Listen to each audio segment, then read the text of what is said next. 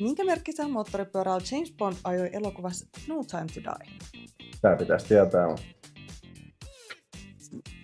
Ja Jere meni oikein. Oikea vastaus on A.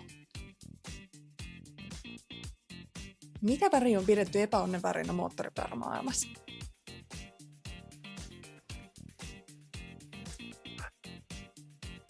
No, Antilla meni oikein. Oikea vastaus on C, vihreä. 1-1, niin oikeesti. Maailman eniten valmistettu moottoripyörä on Honda Super Club. Minkälainen erikoismalli tästä on julkaistu? Oikea vastaus on A, Hello Kitty Edition. Minkä ikäinen legenda Jarno Saarinen oli, kun kohtalokas onnettomuus Monzan radalla Italiassa tapahtui? Molemmilla oikein. Oikea vastaus on B27. Minkä moottoripyörämerkin mainoslauseena on ollut You meet the nice people on? Vastaan nyt. Molemmilla väärin. Oikea vastaus olisi ollut B, Honda. Ja onneksi olkoon, Jerry voitti 3-2.